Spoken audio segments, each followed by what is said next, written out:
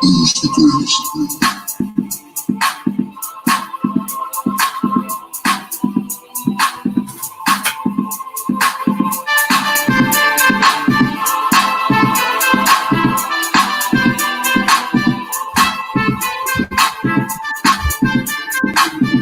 You are now listening to Great Conception.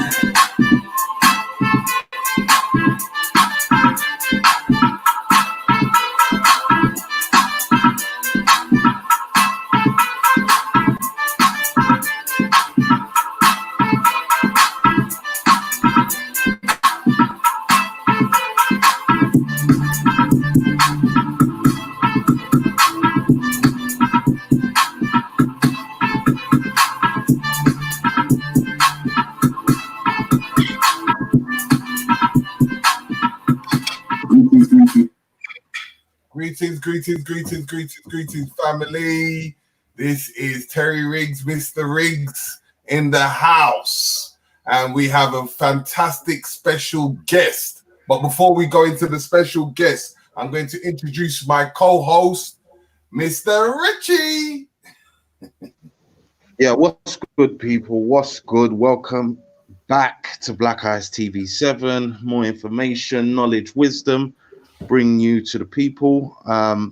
I'm happy today to have our guest on. I was just saying to him just a second ago, it's been a hot second since we've had him on, probably about 3 years, and he was one of our first live streams that we did. So I'm really happy to have him back on. And happy to have him talk about his organizations and the stuff he's done since then till now. So yeah, Riggsy, introduce him, and let's kick this thing off. People, as usual, come in, like, share, and subscribe. You know the routine. Hit that button. Go to, brother. What Biggie brings. Yes, family. We have a special big guest in the house, and you know, always say it's about the children, but you know what? It's not just about the children, because we need to educate the adults as well. Because if we're educating the adults, how can we educate the children? And how can the children educate the adults? It goes both ways. So I'm going to introduce, and I'm going to make him, you know what? Furthermore, I'm going to make him introduce himself, you know, because he is one big figure within our community and doing amazing works. So brother, please introduce yourself. Thank you, Black Eyes TV. I'm humbled to be invited and to be part of your live stream. So for those of you who don't know me, my name is Julian Hall. I'm the founder of Ultrapreneur, which is a 5-year-old social enterprise which teaches entrepreneurship to kids, and also the CEO and founder of Ask Ultra, a mobile app which we recently launched, which is an AI-powered chatbot that can teach entrepreneurship to kids also. Thank you for having me, guys.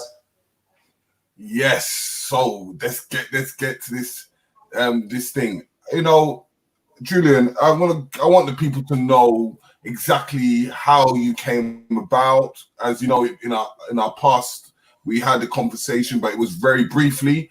But we want to know more about Julian Hall and how Julian Hall came from where he was to creating the Ultra Kids. Sure. So I was, born and raised in Harlesden, Northwest 10, and I still live in the Ends. I still live in Brent, but I moved around since then. But I say that to say that boys of Caribbean heritage in Brent, even to this very day, have a very low expectation in terms of what they're able to achieve, both academically and in terms of what they statistically are able to achieve in life. And it's one of the lowest in the country, actually. But my experience, I believe, was impacted by an early intervention of entrepreneurship. So when I was 18, with some friends of mine, I set up a company. It was a fashion business in a 1-bedroom flat in Stonebridge. And that was my first introduction to the world of making money, to the world of work. And so from a young age, I was bitten by this entrepreneurial bug.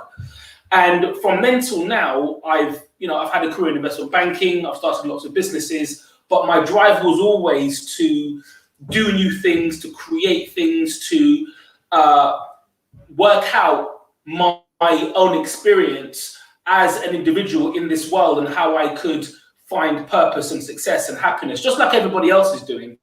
And about 5 or 6 years ago, actually it was 2012 when I had published a book called Entrepreneur to Ultrapreneur, which is where this logo comes from.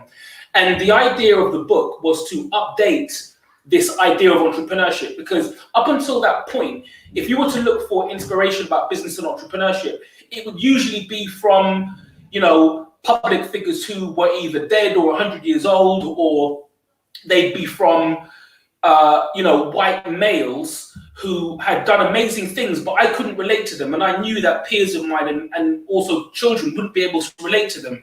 And there's this whole big psychology now that teachers and educators and professionals are realizing that in order for you to be something, you have to see something. And so I then thought to myself, well, all of the things that I've been able to achieve, what has been the difference for me? And I believed it was that early intervention with entrepreneurship, which developed a way of thinking, problem solving, innovative approaches to situations, that hunger to never give up, that drive to always want to learn and to always want to progress and do better for myself.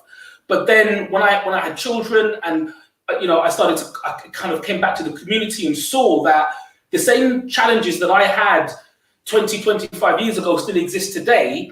I wanted to reverse engineer what works for me as an entrepreneur and package that for the next generation. Because, you know, as my daughter was growing up, she was absorbing me as an entrepreneur, and people thought I was teaching her deliberately, but I wasn't.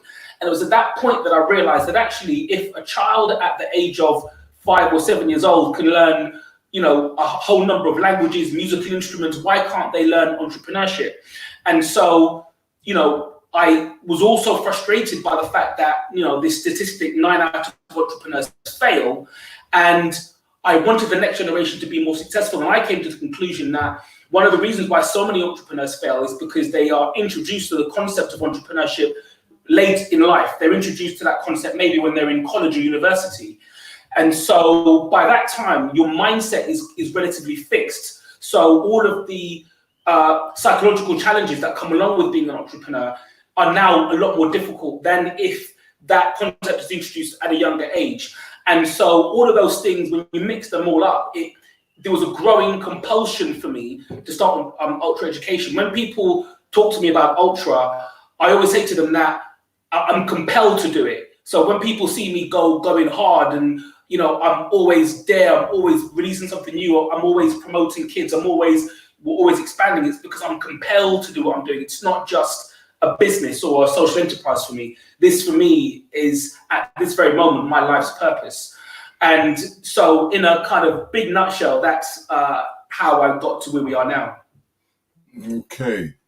So, you know, do you mind me asking, do you have children? Yes. Because, you know, a lot of people asking the situation of how do you apply these skills that you know, and do you practice what you preach with your children? Well, I guess in my case, my daughter was as I said, one of the reasons I started the business. So, you know, she likes that fact, and she always reminds me of that fact. So it's more about, and you know, what you were saying as part of the introduction, that it's not just about adults teaching children, but children teaching adults and vice versa. So in that way, she taught me, right? When I would go into schools and colleges and universities and listen to the questions that young people were asking me about business, it taught me that there was a problem. So by default, the organization and the thrust around entrepreneurship for kids in my life was created through the example that I saw in my daughter and in other young people that I was working with. Okay. So in you know, outside of things, a lot of the young ones, if they wanted to be inspired to creating something that you've created, or some adults out there, as we will say, wanted to create some form of a group of entrepreneurship, could you give us an explanation of the back and throws when you began to create in this ultra thing? Yeah, so it's a good question, and I had to work it out as I went along because there wasn't a blueprint to the success of this, and even if there was, people kind of don't want to share that with you. So but there's a value to learning things for yourself too. And so when we first started, I didn't even know anything about social impact, or I wasn't really a community person like that. I came from a very commercial world of business. My background was in investment banking. I spent a long time running a digital agency in Shoreditch. So everything I was doing was for profit. I wanted to start teaching kids entrepreneurship because I thought it would just be a good thing. I didn't know what NEAT meant. I didn't know what at-risk meant. I didn't know what cohort, or I didn't know about 12-week programs. I didn't know about grant funding. I didn't know about community interest come. I didn't know about any of these things.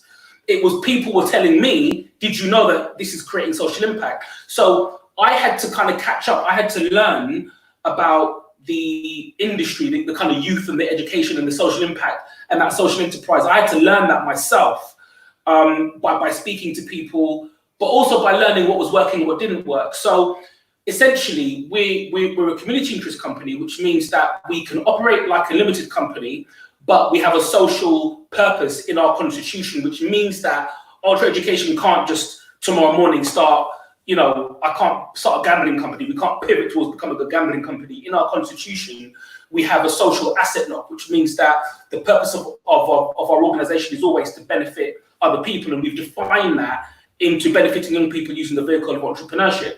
So that's how we're legally set up. When I set up with a mentor who then became my chairman, and we kind of put one foot in front of the other. We, started courses, kind of workshops. We were charging parents. We would approach schools, and I always say that our business was customer led. So I remember when we created a coloring book, right? So I created a coloring book which we're re-releasing. Which we've just re-released, and I'll be giving away about 100 of them in a couple of weeks, which was to introduce entrepreneurship to kids through these two characters, Malachi and Penelope, and it was the Ultra Kids Club. And it was just one of the books that I had published. This was like my fourth book now. And I remember going to an exhibition and a teacher saw my book and she said, you can sell this to kids, right? And actually that book came about because a designer I was working with, because we just created these characters. My brother-in-law created these characters, and we put them online. And then someone in my network said, "Oh, this would be great as a coloring book." So I created the coloring book. Then when I created the coloring book, a teacher said, "You can sell these to kids." So then that's when we got into schools, right? It was through that mechanism, and through that mechanism, we then learned that actually there was a bigger need around, entrepreneurship for kids, and not just but entrepreneurship for the benefit that it offers. So everything that we started to create, the programs, the books, the learning materials, it was all because we were learning about what the customers wanted and we were responding to it. It's almost like entrepreneurship 101. I always say to people now, if you're going to set up anything, whether it's a social enterprise or a for-profit business, whatever it might be, you need to be solving a problem. And that problem is a problem that you should be passionate about or have first-hand experience of, or have an edge, have a gift in that you can deliver something of value that will benefit other people.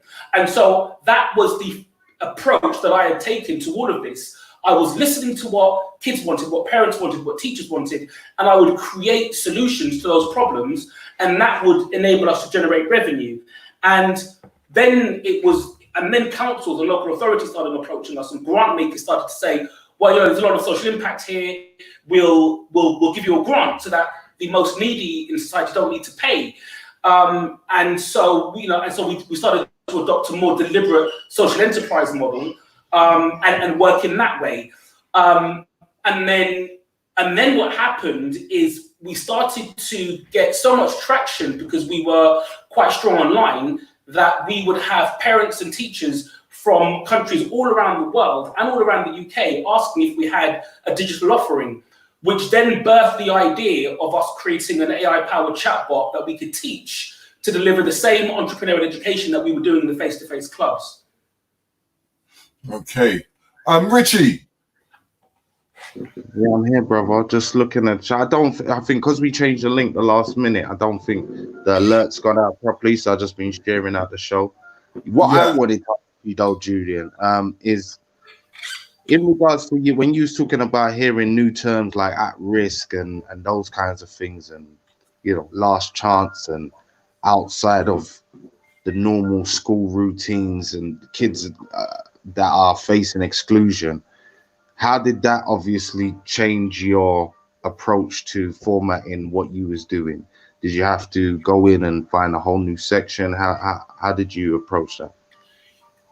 So I onboarded those terms, but I didn't feed into them. Meaning, we always said, and if you look at everything we do, it's always teaching entrepreneurship, right? We use entrepreneurship to solve these problems. You're not really gonna see me start saying, oh, Ultra Education is here to solve gang-related problems, or Ultra Education is here to solve early learning, or as a tool for early intervention. In fact, the first time the term early intervention was applied to what we did is when I took about 15 young people. The youngest was about 8 at the time. The oldest was maybe 15, to Oxford University to their business and innovation school. And it was Nana from Access UK who, in an Instagram post, said, and I took a really nice picture of them all outside of Oxford University and stuff. And Nana then said, this is what early intervention looks like. And this was like 2 years ago. And I didn't even think that what we were doing was early intervention. I was just doing what I was doing. So I'm saying all of that to say that I'm aware of the terms and I use them when I have to, but I don't buy into them because those terms aren't terms that I necessarily, and culturally, aren't terms that I want to onboard for our young people. So I did a blog on LinkedIn some time ago, and it resurfaced recently where I said that I don't like the term disadvantaged. So when people are referring to, young people that look like me as disadvantaged, I take offense to that. So I say they're not disadvantaged, they're full of potential, right? Because a lot of those terms, they're negative terms. So if you say to a young person, you're disadvantaged, you're disadvantaged, you're disadvantaged, you're at risk, you're this, you're that, you're further away from education, you're not part of the mainstream. None of these terms are positive terms, right? So the more we use them with young people, they're going to onboard them and act accordingly. So that's the reason why you don't really see me using those terms, because any terms that I use are terms that are empowering, right?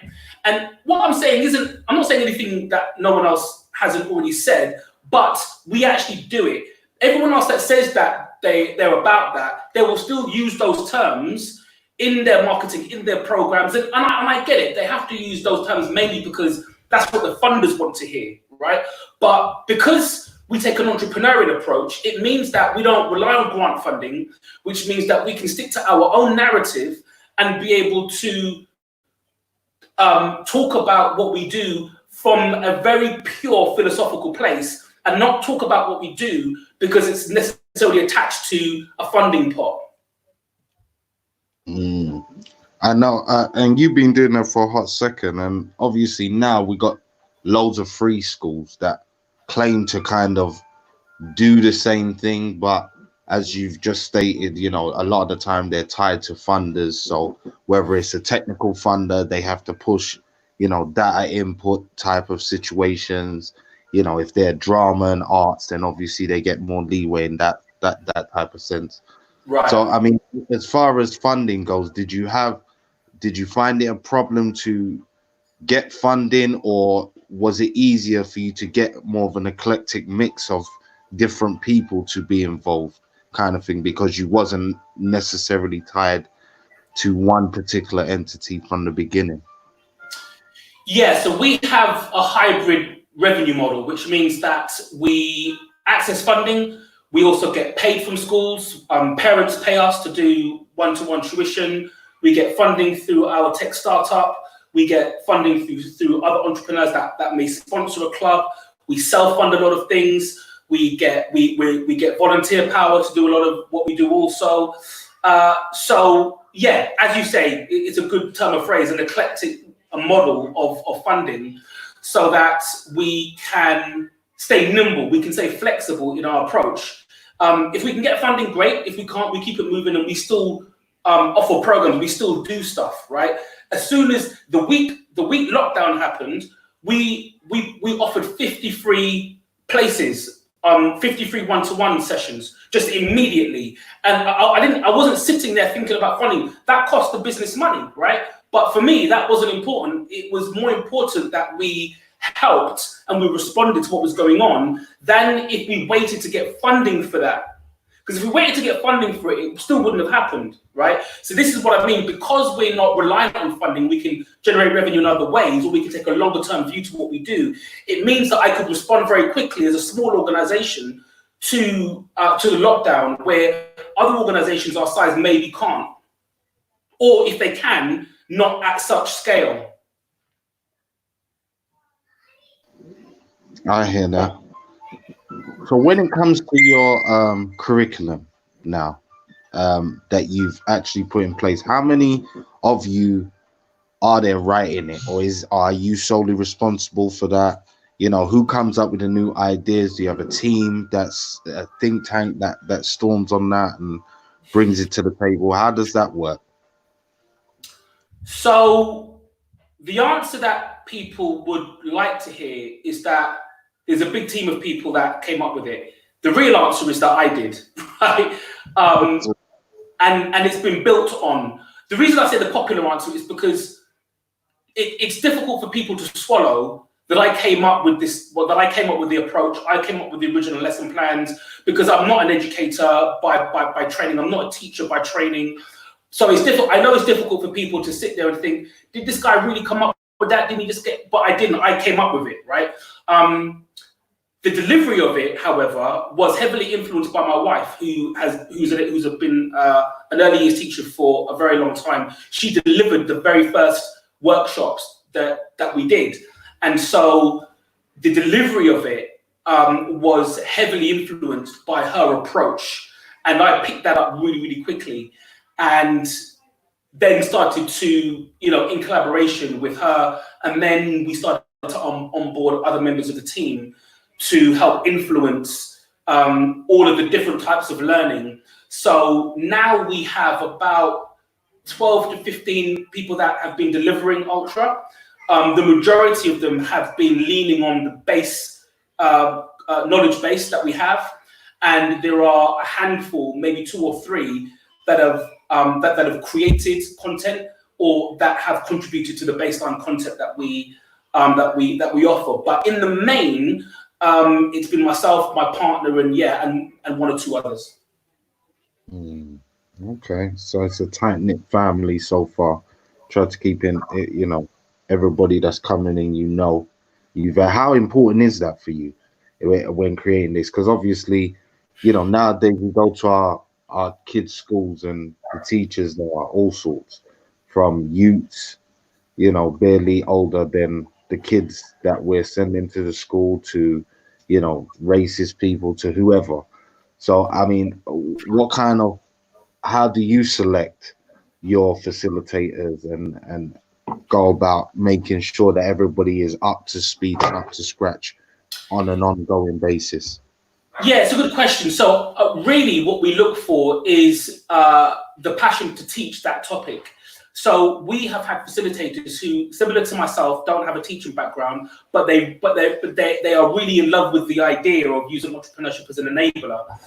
So we can, because or we work with teachers who haven't set up a business but are really good at teaching and can therefore engage young people. They can deliver a curriculum. So we've worked with a mixed bag. The qualifier for me is if you are passionate about solving this problem, if you are passionate about the development of young people, and you can see how and where entrepreneurship fits.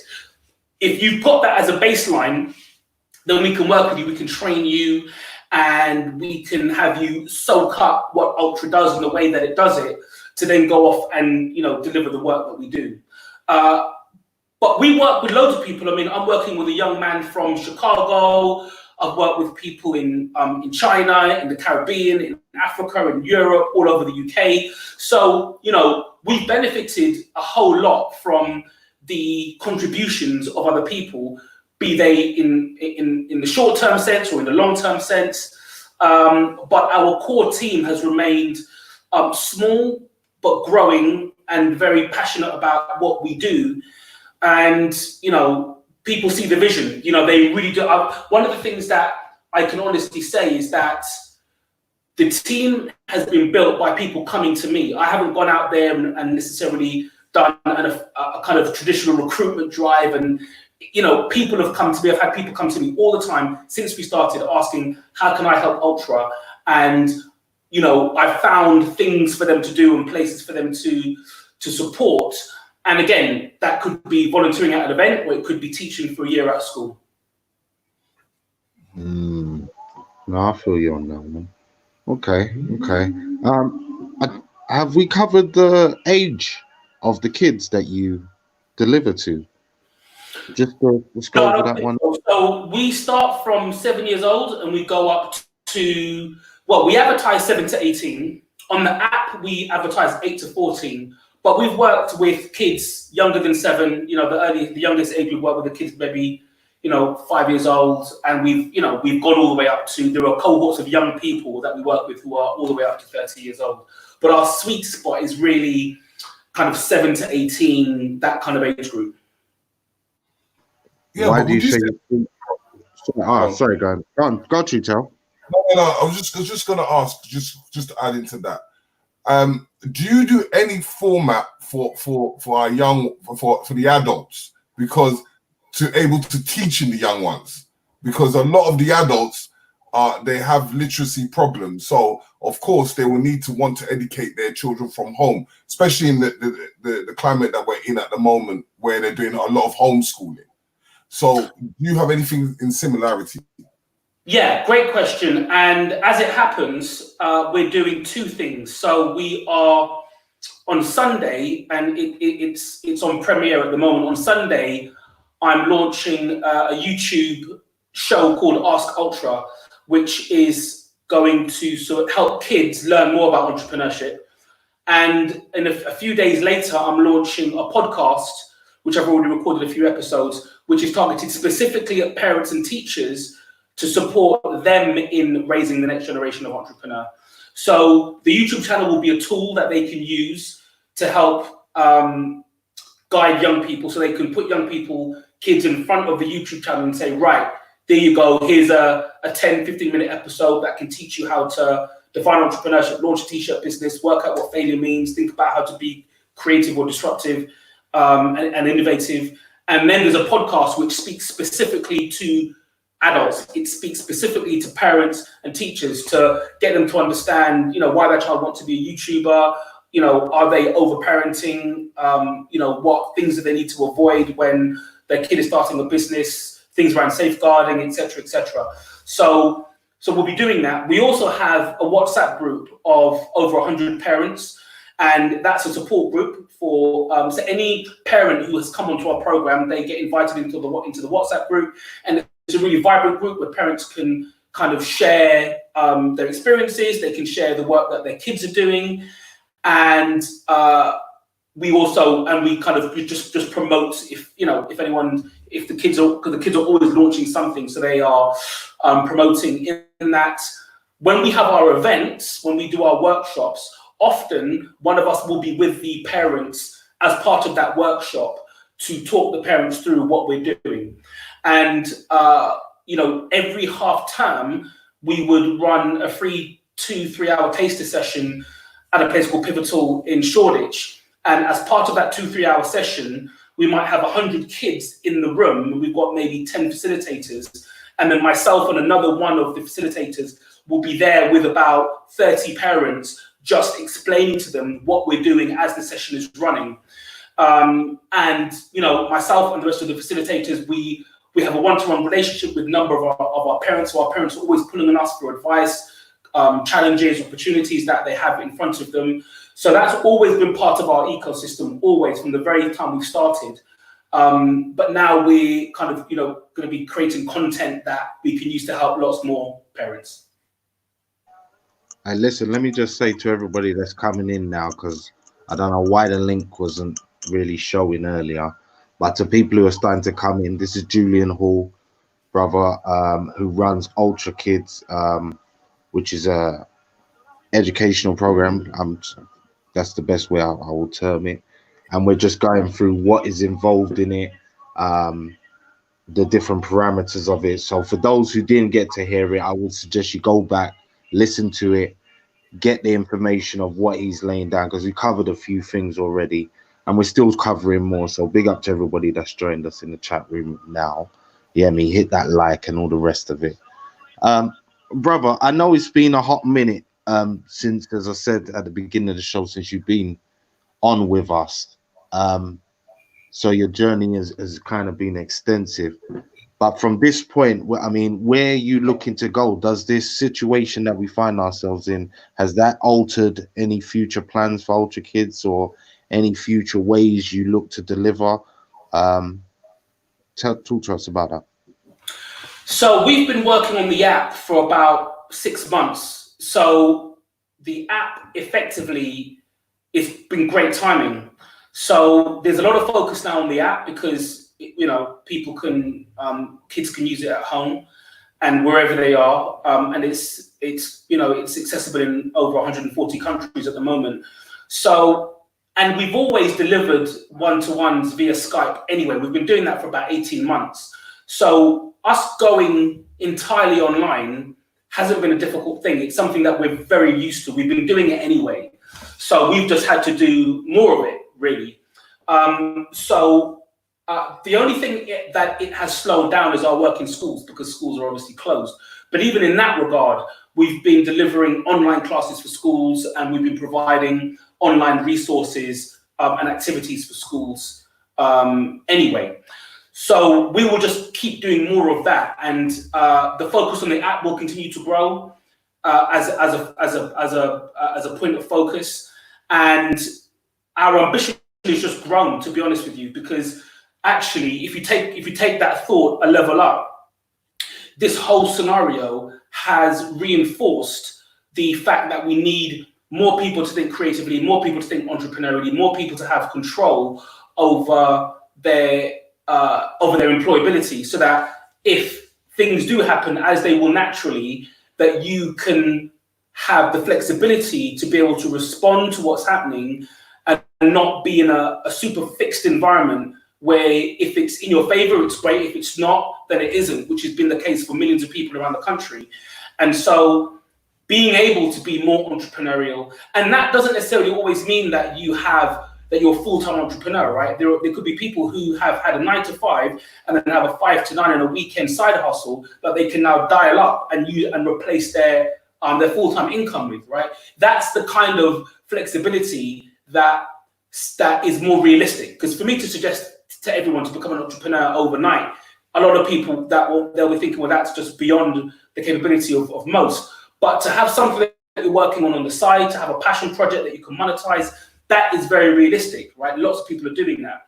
And so, but not enough people are doing that. And that's not necessarily being deliberately taught to kids, so that in the future, when they are faced with a challenge which is as difficult as this, which historically there will be cycles of challenges, that they're able to respond, and that if they are in positions of influence, that they can respond in ways that we perhaps as a nation and as a world, as a people, as a population, as humanity could have responded in different ways, more effective ways.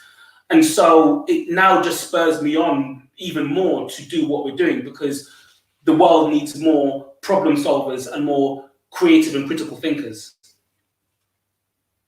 No doubt, no doubt. Now, obviously, you're dealing with our melanated babies.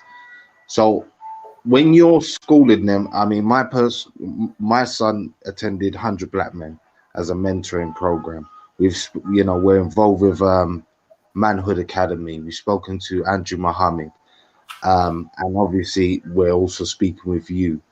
In amongst what you teach as far as practical skills, how do you approach, speaking to the kids as far as letting them know the skill sets that they need, but obviously them being melanated and being in a white country, England, how does that factor in the way that you speak to them and the way that you encourage them? So I provide them with a narrative that suggests that actually you could use that to your advantage, right? So when I started our digital agency in Shoreditch, which was about 2006, it was myself, a Ghanaian brother, and a Nigerian brother, right? So we were 3 black guys in Shoreditch. We were probably the first black-owned digital agency in Europe.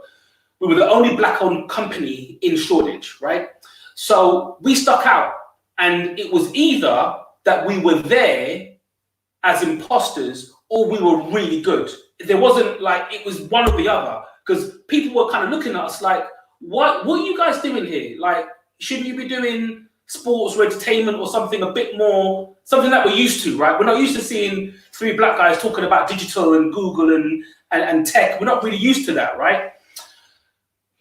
But they quickly realized that we were really good at it, right? And because we were really good at it, it meant that they almost saw us as a bit of an anomaly, right? Because we were seen as an anomaly, we were looked upon as almost special in that regard. And I know that because we got lots of coverage. We won awards.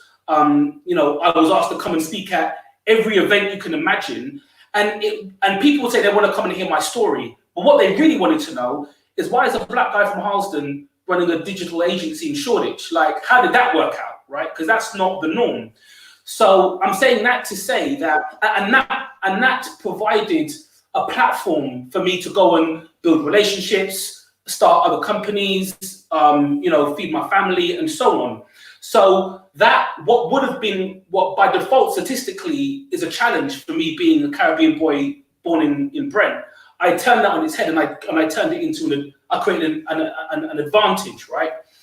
So that's how I position it to young people today. I say to them, look, if you do this, people are going to look at you like you must be something special because you've broken out of the norm that we expect, right? So you'll be noticed and you'll be given a platform and you'll be held up, right?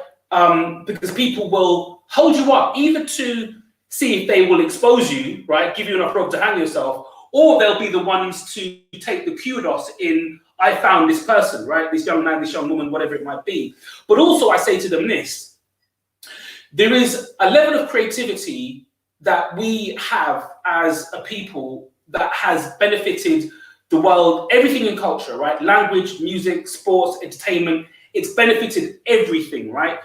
And I say to them, which is what I've done, if you can take that creativity, that cultural capital that we have and inject it into the industry that you want to go into, that is now a very strong, unique selling point, right? It differentiates you from everybody else. So when we went into digital, we weren't trying to copy our, you know, our counterparts of European heritage. We weren't trying to do that. We were trying to do it in the way that we would do it, right? With using our culture.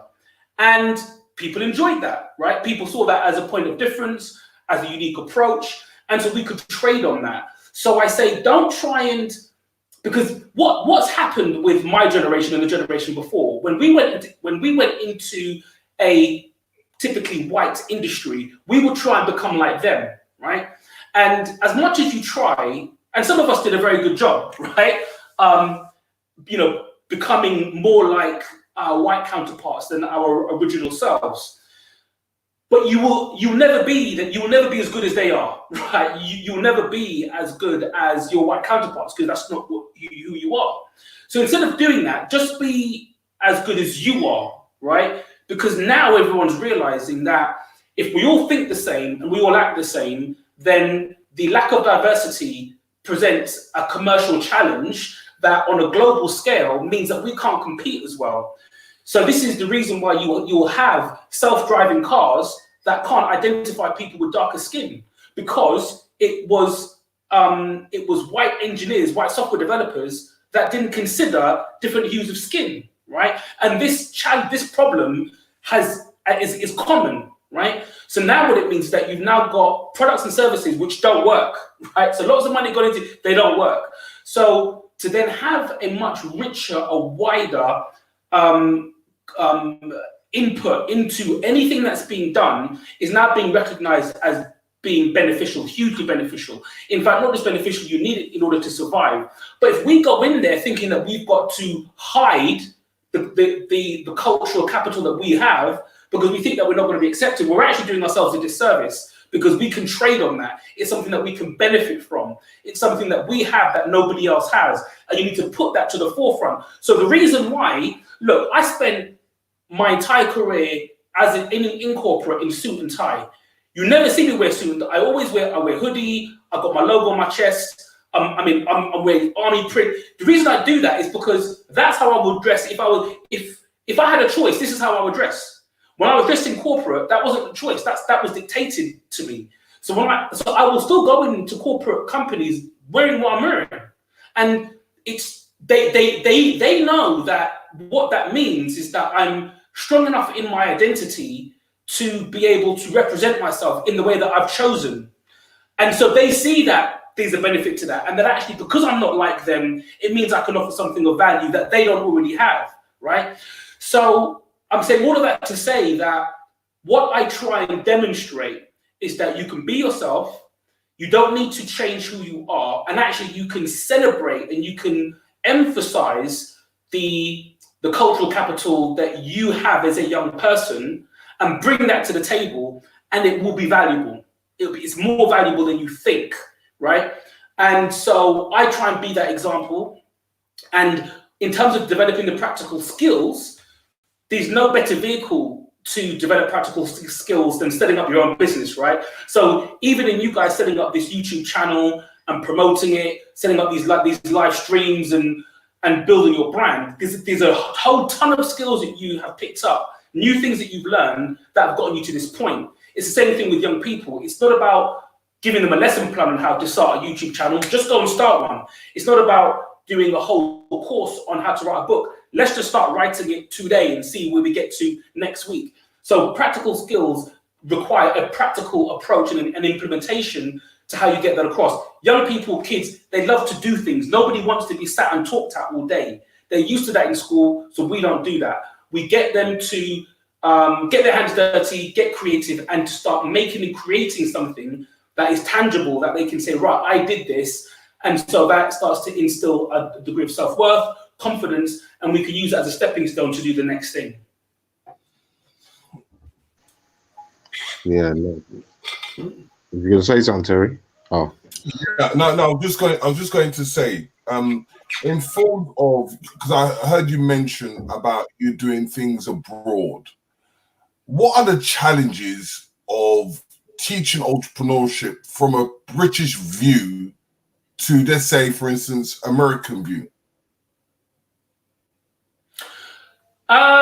Well, to be honest, we've not had that challenge yet. What I would say is where we have had a challenge is in the Caribbean. So when we've worked with young people in the Caribbean and with organizations in the Caribbean, and I'm sure they'll be happy for me to say this. I've worked in almost every Caribbean island since kind of 2013 till recently. Mm-hmm. I've worked in about 10 different countries in the Caribbean, right? Maybe more, about 13 or 14 different countries in the Caribbean. So I know this well, right?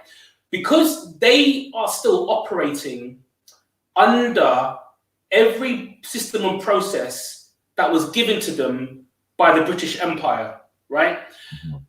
The British Empire, ironically, has moved on in the way that they do business and the way that they run their country. But the Caribbean is still kind of stuck a good 20 years behind how we are now doing things. But they do it thinking that, well, that's how Queen's country does it, so that's how we're going to do it. But that's not how Queen's country is doing it. We've moved on, right? In fact, we're trying to keep up with the Americans. The Caribbeans are trying, in the Caribbean, they're trying to keep up with us. So they're by default behind, right? And a lot of it is just to do with mindset, with fear, and with thinking that one of the benefits of the Caribbean education system is that in Jamaica, Trinidad, and Barbados, you are educated for free all the way up to PhD, right? So let me say that again. From college, from school, university, PhD, education is free. University of the West Indies, it's free, right? So you have people who are getting, so it's easy to get a PhD, which would put most people in debt, in huge amounts of debt in the UK.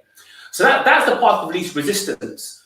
Being that's the path of least resistance, lots of people do it. The problem with being educated all the way to PhD level is that you tend to then stay in education. You're now institutionalized.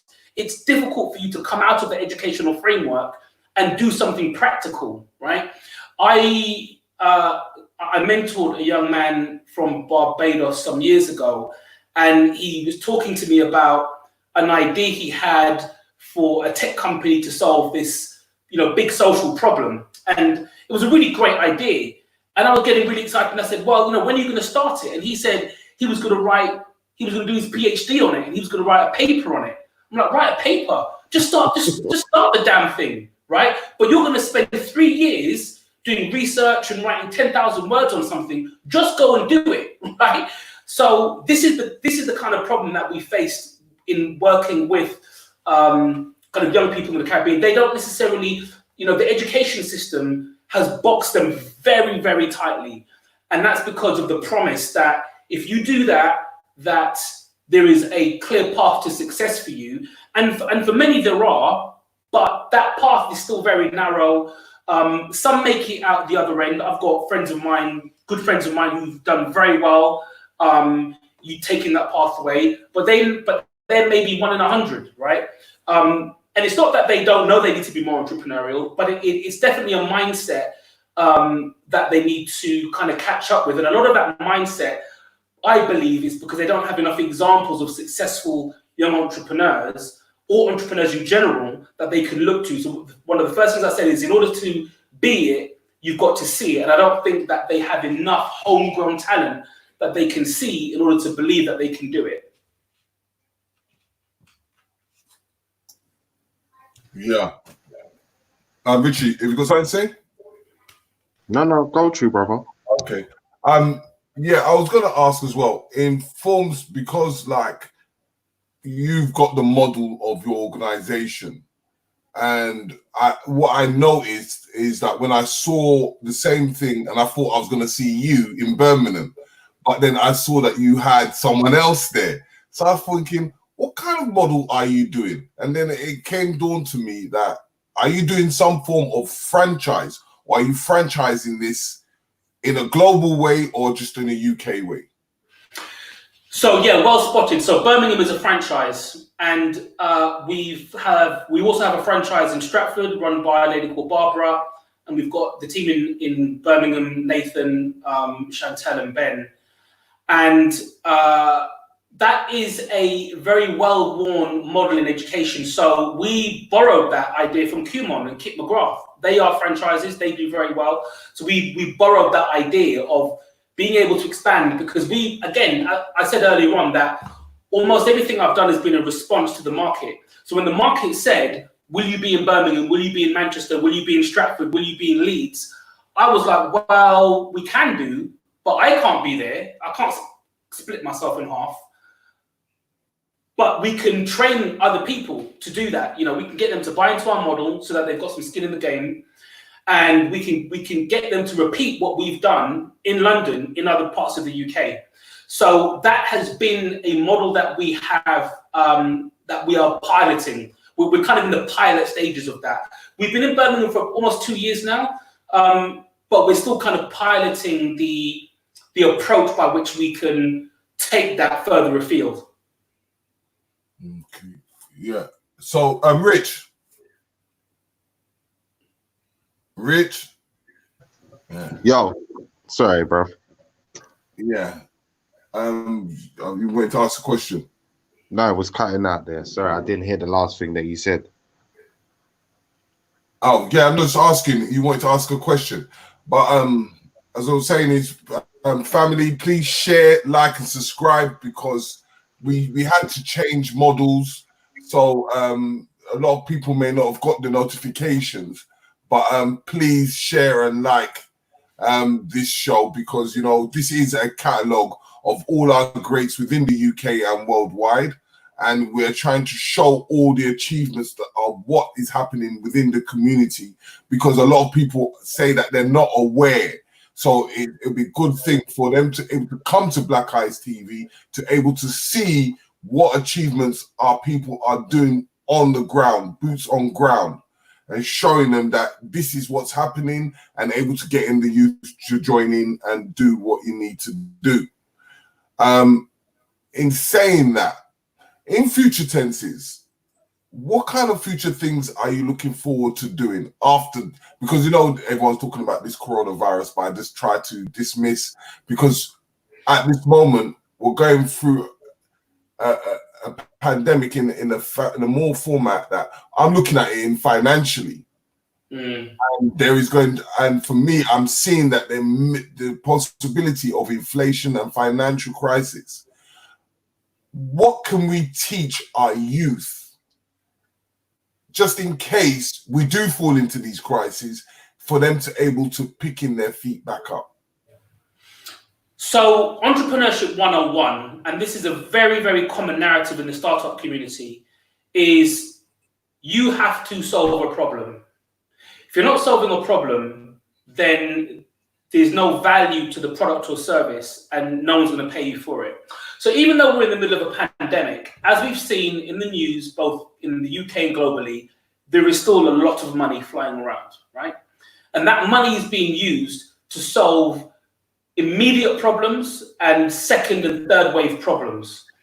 So when this happened, the first thing I did was pick up the phone to organizations that we've been working with and ask them, what problems are you facing? What burning problems are you facing right now? What's keeping you guys up at night? And when we learned what those problems were, which it was mainly around, youth engagement and, keeping young people active whilst they were at home, et cetera, lack of capacity in schools and keeping the learning materials varied and interesting and things like that. We were able to respond to those problems with our packages, and they could release a budget accordingly. So right now, and this is, you see, the thing is prior to this, you didn't necessarily need to solve let me rephrase it. You need to solve a burning problem, right? So usually you need to solve a problem or just add some value, right? But now you need to solve a burning problem. So, but this is the basics of entrepreneurship. If you're not solving a problem, then there is no need for you to exist.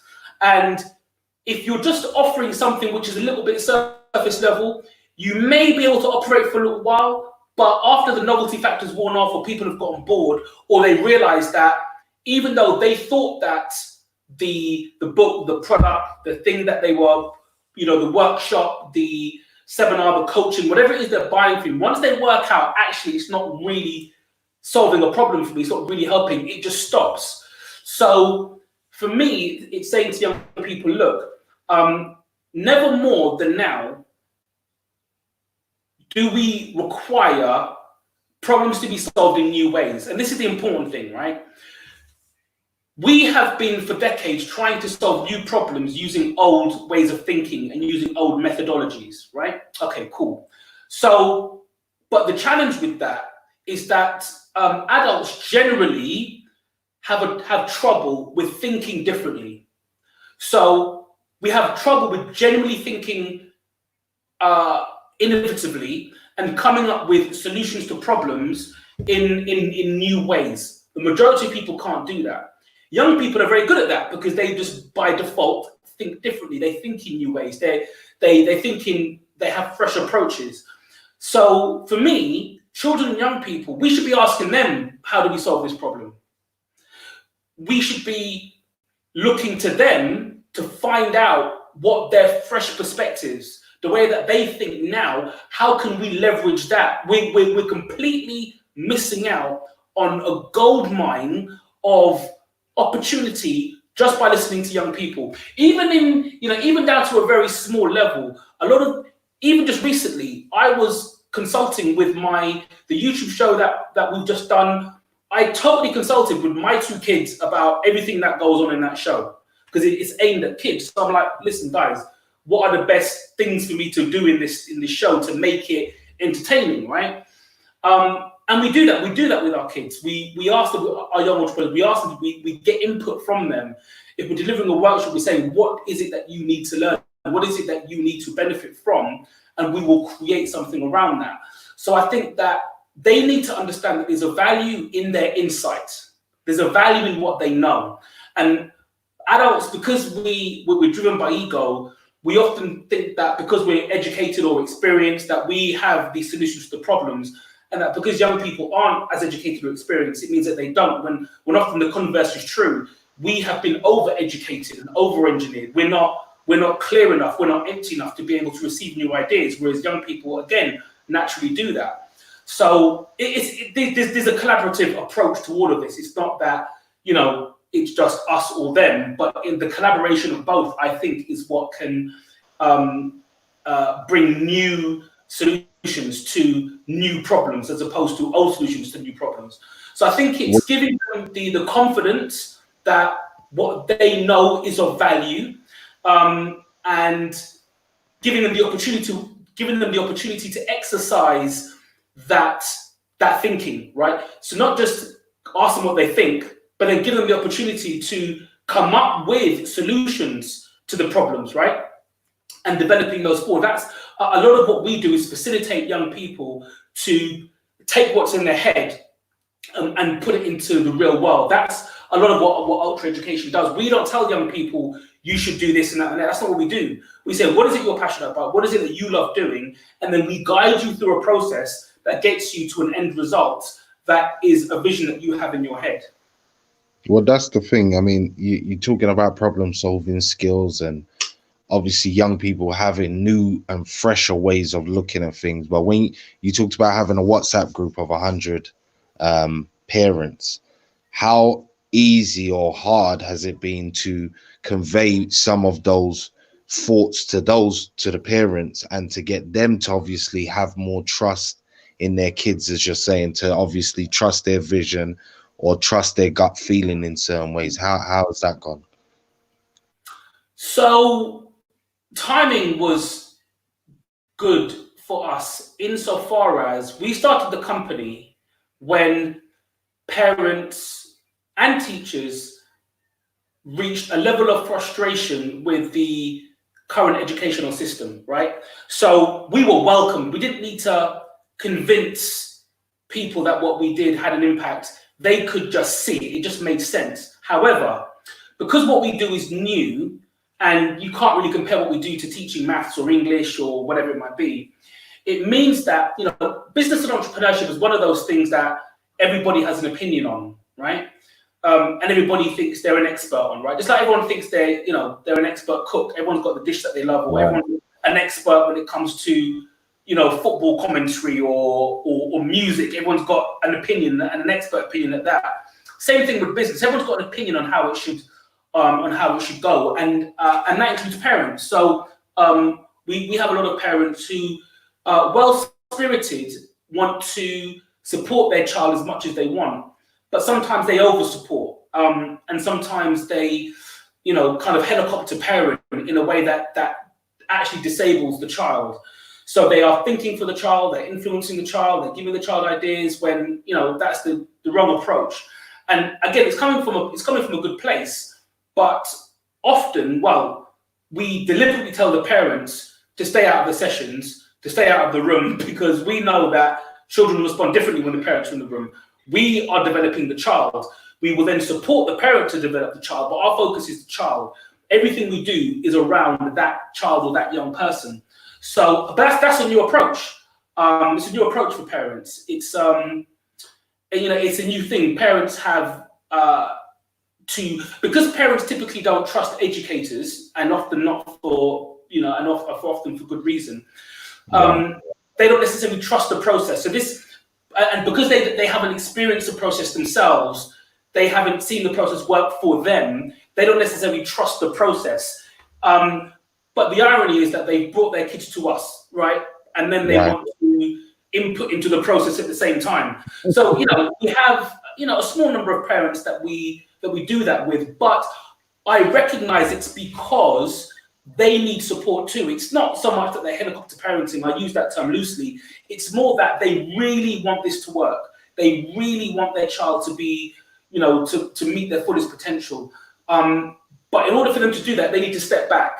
And that's a new thing for them to have to do.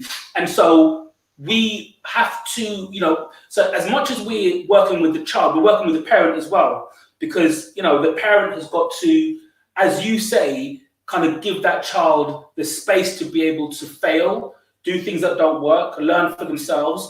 But all of that that's difficult for parents to do. It's difficult to watch your child fail at something or to do something that may not work, but that's part of the process.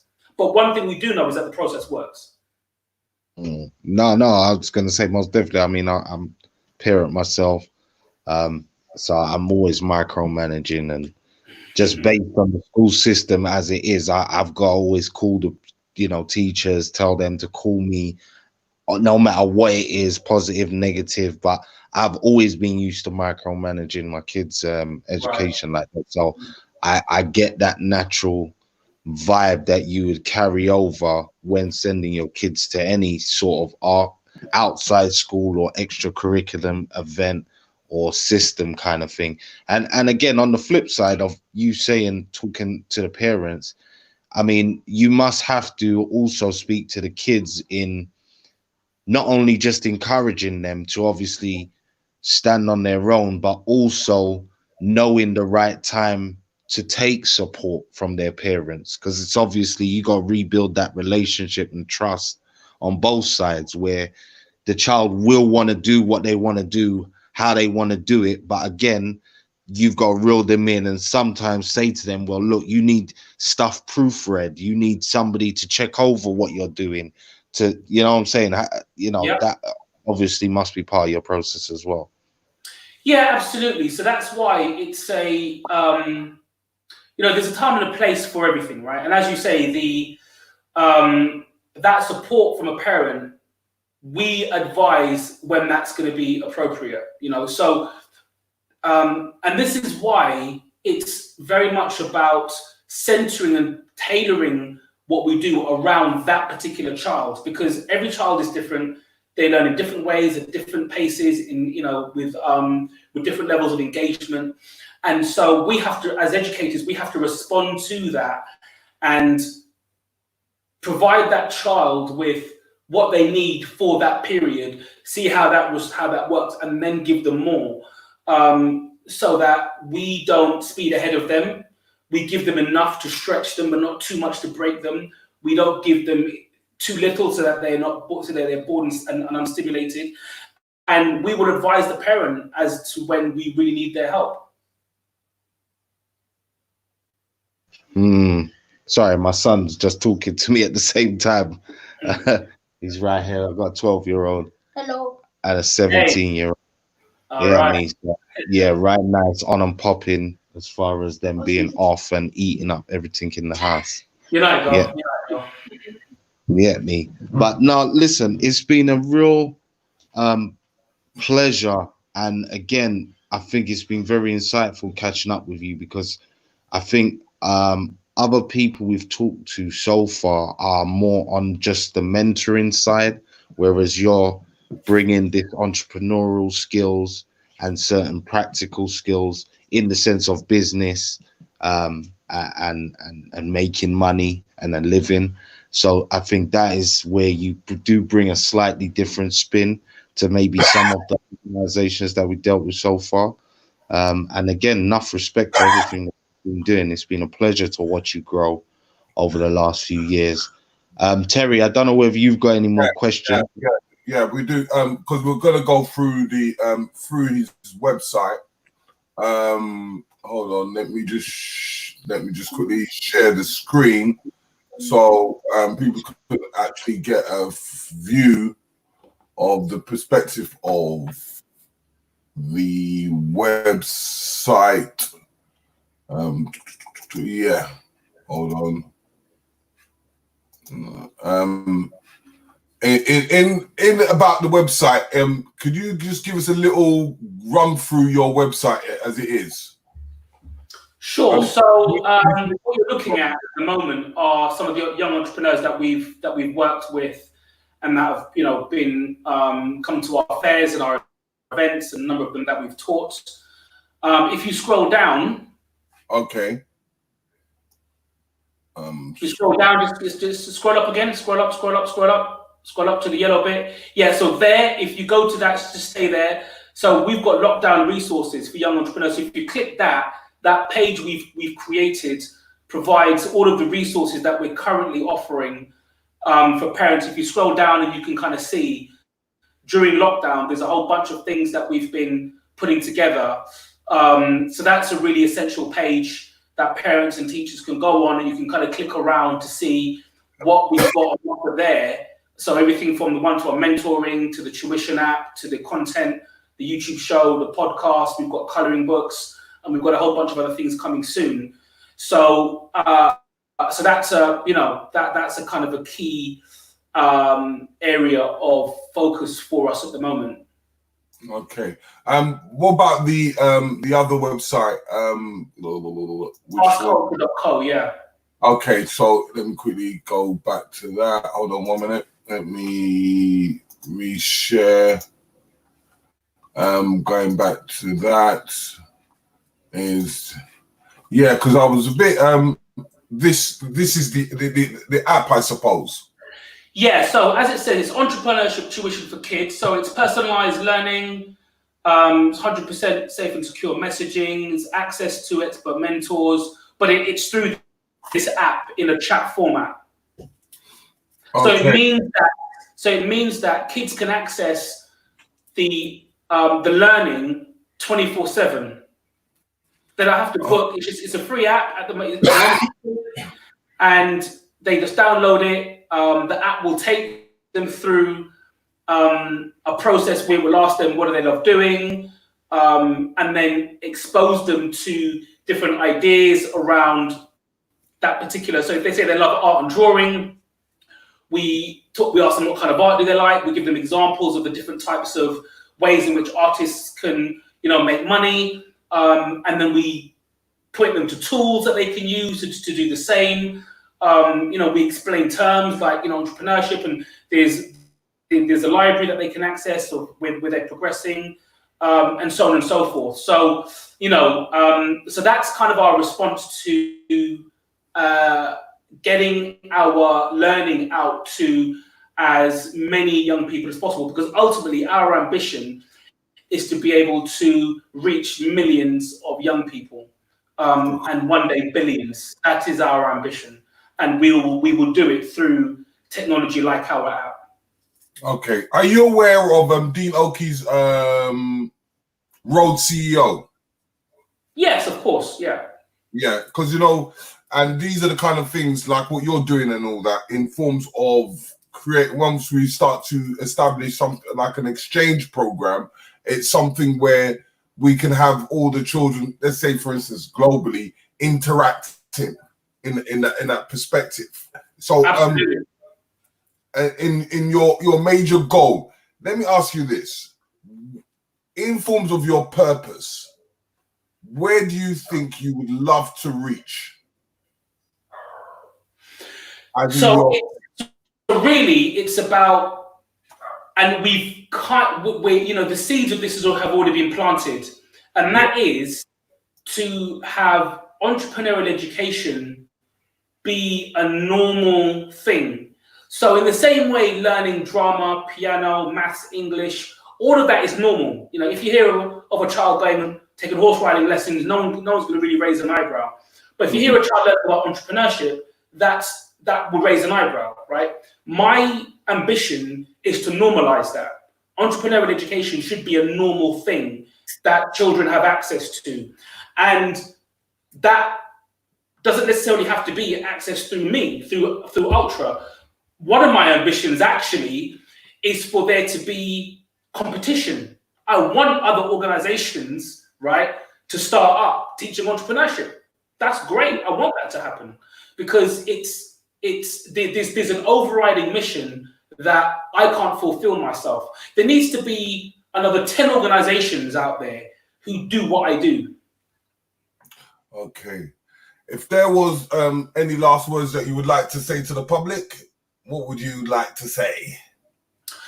I'd like to say that in this time, as difficult as it is for so many of us, that in times of disruption, there's opportunity. And that I don't necessarily mean opportunity to start a multi-million-pound business. It could be an opportunity to connect with your family, spend more time with your kids, appreciate your loved ones, take more time to consider your health, to reach out to people you haven't spoken to in a while, to just take time out to rest. There's opportunities to do all of those things. I think as much as I'm part of the whole ultra concept is that in order for you to be the greatest entrepreneur you can be, you need to look after your physical and nutritional health. You need to look after your mental well-being. You need to form great relationships, both personally and professionally. If you don't have all of those things, you can't be a great entrepreneur, right?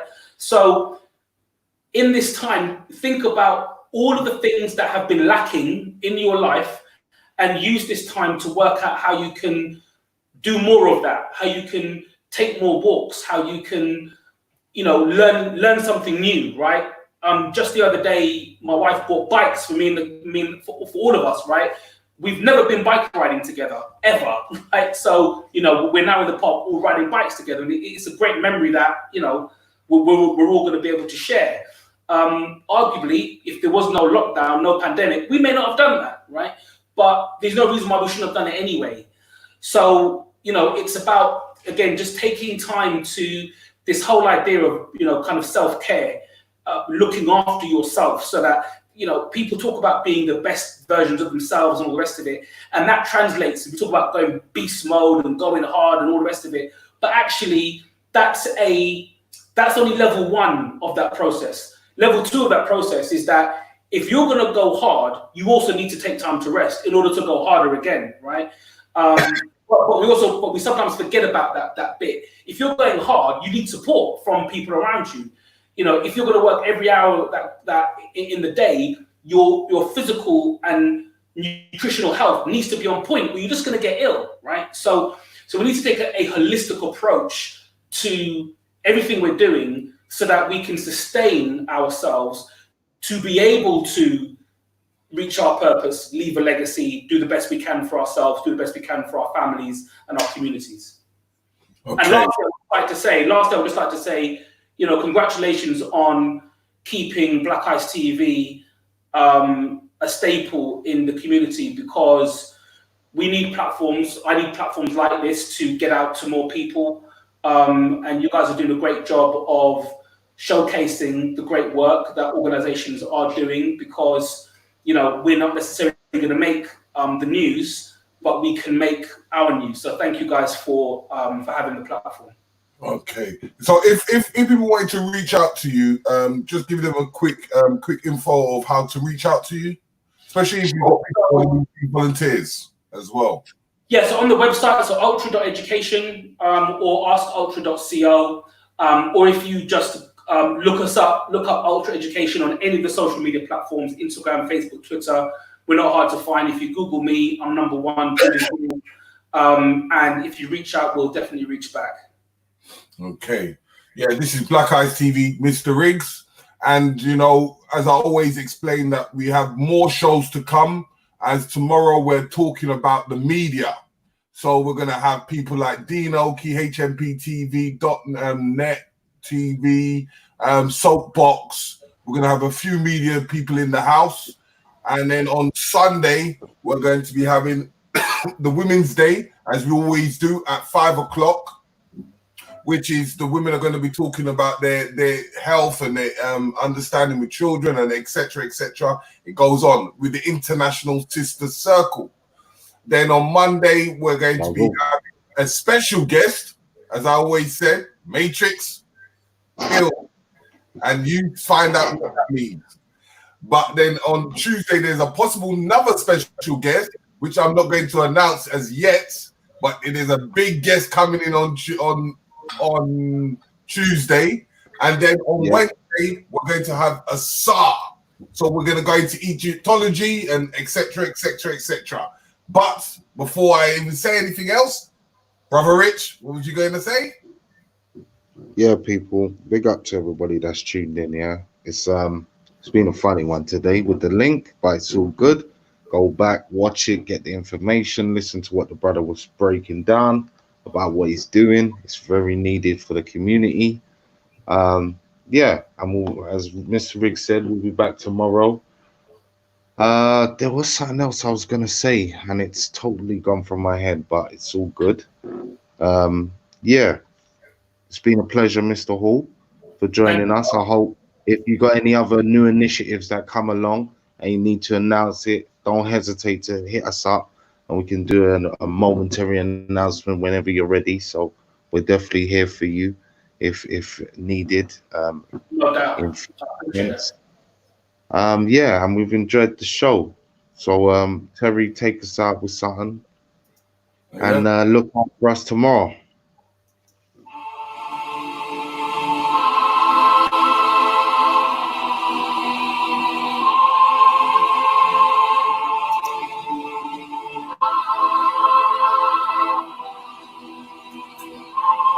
Use the greatest.